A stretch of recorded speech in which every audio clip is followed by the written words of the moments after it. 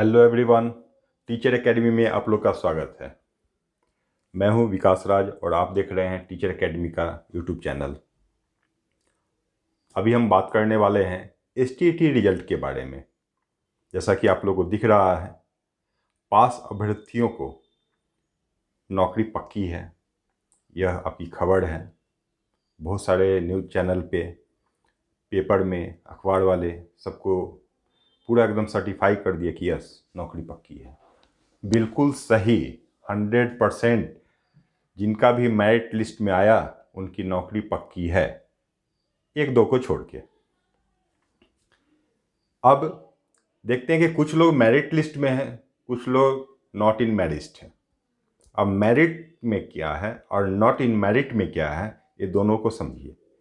आखिर merit list को जो है कैसे बनाया गया, कैसे डेवलप किया गया। टोटल सीट जो है 37,440।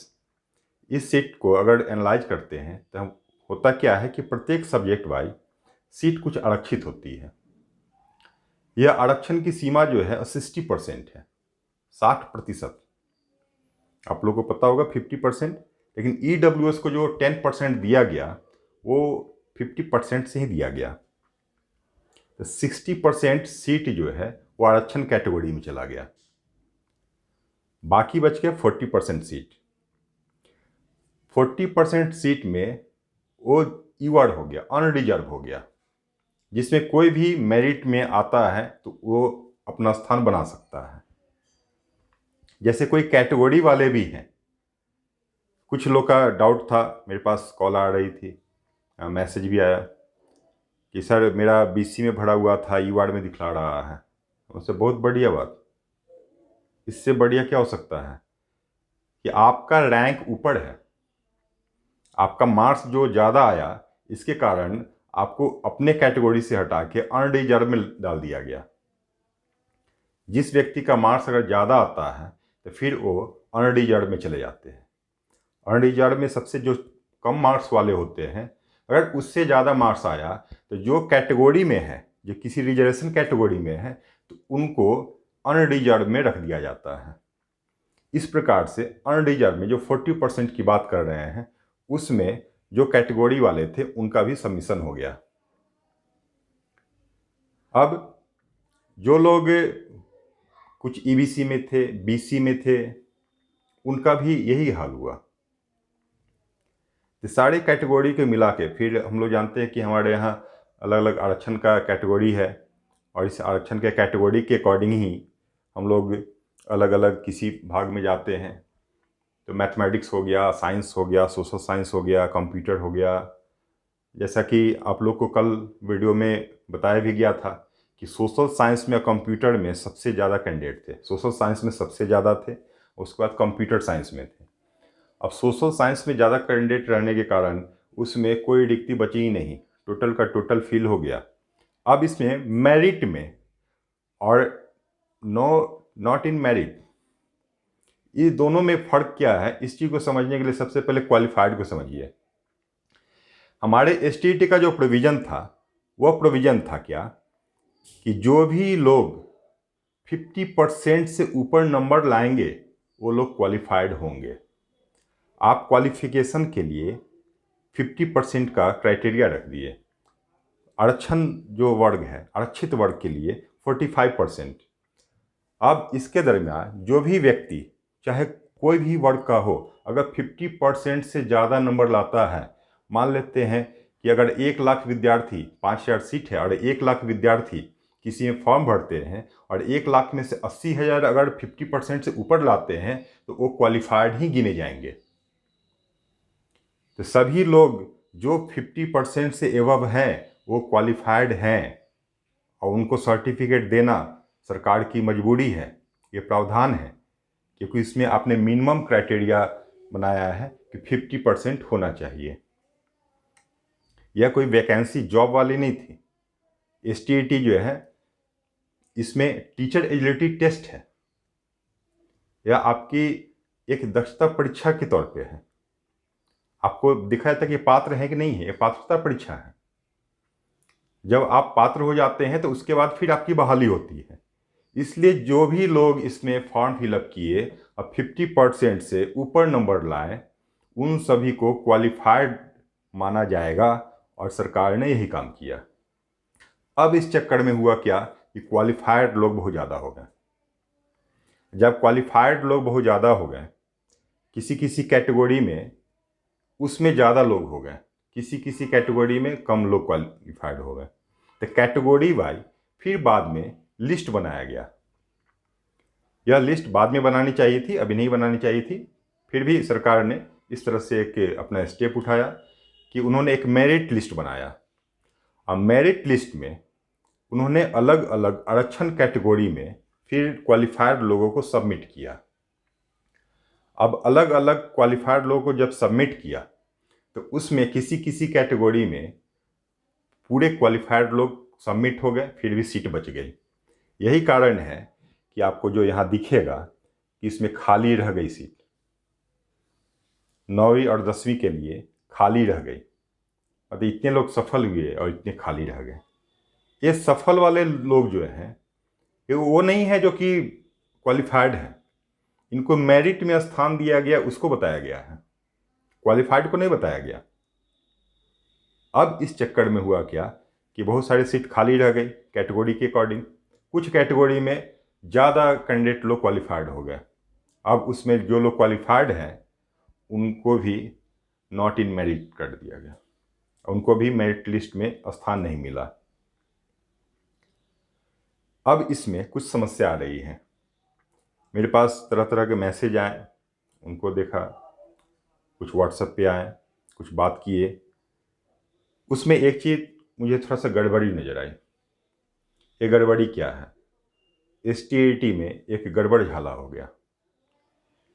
कुछ कैटेगरी एक सेम कैटेगरी का ज़्यादा मार्क्स का व्यक्ति नॉट इन मेरिट हो गया और कम मार्क्स का व्यक्ति वो मेरिट लिस्ट में आ गया। अब इस तरह की जब मैसेज आई तो देखा कि अरे ये तो गजब हो गया, ये तो सही में गड़बड़ झाला है। कहीं ना कहीं ये सरकार का कम्युनिकेशन की कमी थी। उन्होंने ठीक से सभी को नहीं बताया कि क्या करना है, क्या करना है, क्या नहीं करना है, कितना सीट पे होना चाहिए था, कितना सीट पे नहीं होना चाहिए था, और क्या हमारा एक रोस्टर था, एक आरक्षण का एक रोस्टर होता है। उस आरक्षण कैटेगरी में अगर किसी को 10 सीट मिलता है तो 10 सीट में अगर 8 आदमी पास हुए तो 2 सीट खाली रह जाती है, फिर उस सीट को दूसरी कैटेगरी से नहीं भरा जाता है, वही खाली रह गई सीट में वही सब है। अब यूआर में जो जनरल जो हुए उनके साथ बहुत प्रॉब्लम हो गई कि वो लोग सभी लोग क्वालिफाइड हो गया, बाद में मेरिट में आए नहीं। अब इसमें क्या है, अभी छठे चरण की बहाली हो रही है। अभी छठे चरण की बहाली हो ही रही है। छठा चरण में कौन लोग हैं? वे लोग हैं जो 2012 में स्टेट पास किए थे, उनका समय सीमा समाप्त हो रहा था। फिर आपको ध्यान में होगा कि बिहार सरकार उनकी समय सीमा को बढ़ा दी। सीटेट वाला तो अभी केंद्र सरकार बढ़ाया, लेकिन उससे पहले बिहार सरकार ने उनकी समय सीमा को बढ़ा दिया। उस समय अनट्रेंड लोग भी पास हुए थे जो बाद में जाकर ट्रेनिंग किए, उनकी बहाली नहीं हो पाई। वही छठे चरण में उन्हीं लोग की हाई स्कूल +2 में बहाली हो रही है। जब उनकी बहाली हो जाएगी, उनकी बहाली होने वाली थी, नियुक्ति पत्र भी लगभग मिलने ही वाला था, तो उसी टाइम में 2016 का RPWD एक्ट के तहत एक व्यक्ति ने केस कर दिया जिसको ब्लाइंड केस के नाम से जाना गया। और उस केस में हाई स्कूल पे केस कर दिया कि जब RPWD एक्ट में 4% हमको रिजर्वेशन है तो फिर 3% आप रिजर्वेशन क्यों दे रहे हैं? हैंडीकैप्ड को 3% रिजर्वेशन क्यों दिया जा रहा है, जबकि उसका प्रावधान 4% कर दिया गया है 2016 में। फिर आगे चल के ऐसा क्यों हो रहा है? सरकार इसको मैटर को फंसा के रखी, उलझा के रखी, और इस मैटर का प्रभाव ये पड़ा कि थोड़ा डिले हो गया। एक कोरोना, ऊपर से ये मैटर, दोनों चीज़। अब ये डिले हो गया।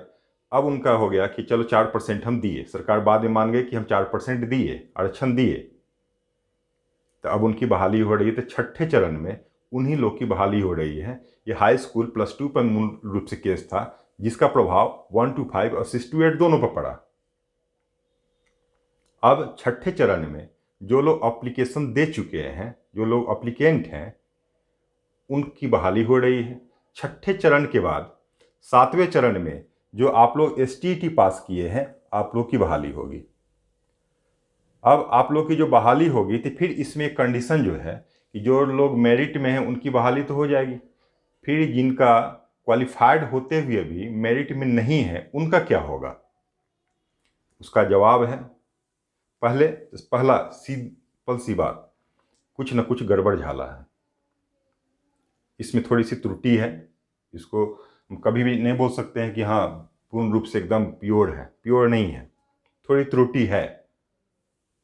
जो लोग क्वालिफाइड हो चुके हैं अब मेरिट में नहीं है, उनका इसके बाद वाले चरण में उनकी बहाली होगी, क्योंकि सीट खाली रह जाएगी। और ये जो सीट जो कैलकुलेट करके जो आपको बताया गया था कि 37,440 सीट, यह सीट 2011-12 वाली थी।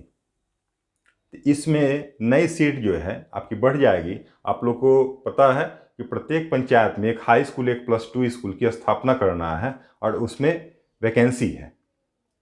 स्थापना करना का मतलब क्या? पूरा का पूरा स्ट्रक्चर नया देना, उतने टीचर भी नहीं है और अपग्रेड भी नहीं करना है।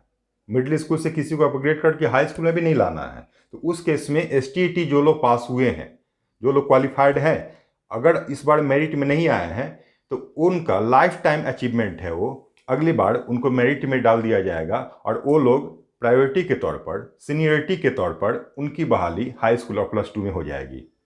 इसलिए जो लोग मेरिट लिस्ट में नहीं हैं उनको घबराने की ज़रूरत नहीं है। हाँ, कुछ लोग को दिक्कत हो सकती है एज के कारण। एज रिलैक्सेशन जो सरकार के द्वारा दिया गया था उसमें जो लास्ट पायदान पे हैं, जिनका बिल्कुल छोर पे है, एक छोर पे है, उनको थोड़ी सी दिक्कत हो सकती है। लेकिन जो लोग भी क्वालिफाइड हैं उनकी बहाली 100% होगी, आज नहीं कल होगी। जो लोग अभी स्टेट में पास हुए हैं इनकी बहाली में भी टाइम लगने वाला है। ऐसा नहीं है कि हाँ अभी हो गया और कल से हम लोग धरना पर बैठ जाएंगे तो परसों मेरी बहाली हो जाएगी। छठे चरण की समाप्ति के उपरांत आप लोग को सबसे पहले मार्कशीट मिलेगा, सर्टिफिकेट मिलेगा। सर्टिफिकेट के बाद आपको अप्लाई करना होगा। अप्लाई करने के लिए क्या ज़रूरी है, नहीं ज़रूरी है, इसको हम लोग बाद में देखेंगे, अगले वीडियो में देखेंगे। फिर उसके बाद आपका सब कुछ जिस टाइप से एक प्रोसेस होता है उस प्रोसेस में आपको आना पड़ेगा, फिर आपकी ये बहाली होगी। तो छठे चरण के बाद सातवें चरण में जो लोग अभी एसटीईटी में पास हुए हैं उनकी बहाली होगी, जो लोग मेरिट में हैं उनकी बहाली होगी। कोई मैटर नहीं करता है कि आप किसी कैटेगरी में थे, रिजर्वेशन कैटेगरी में थे, आप यूआर में आ गए हैं। आपके लिए खुशखबरी है कि आपका मेरिट ज़्यादा था इसलिए आप यूआर में आ गए हैं, और यूआर में बहुत सारे लोग जो है वो छट गए। लेकिन अगली बार उसके बाद उनकी बहाली तय है। अब इसमें कुछ अलग अलग, जैसे अंग्रेजी, गणित, विज्ञान, सामाजिक विज्ञान, हिंदी, संस्कृत, उर्दू, फिर 11वीं 12वीं में जो रिक्त पद थे इसके बारे में भी वही सेम टू सेम वही कंडीशन है। सबसे ज़्यादा दुख लोग को है कंप्यूटर साइंस में और सामाजिक विज्ञान में, क्योंकि उसमें 0 रिक्ति हो गई।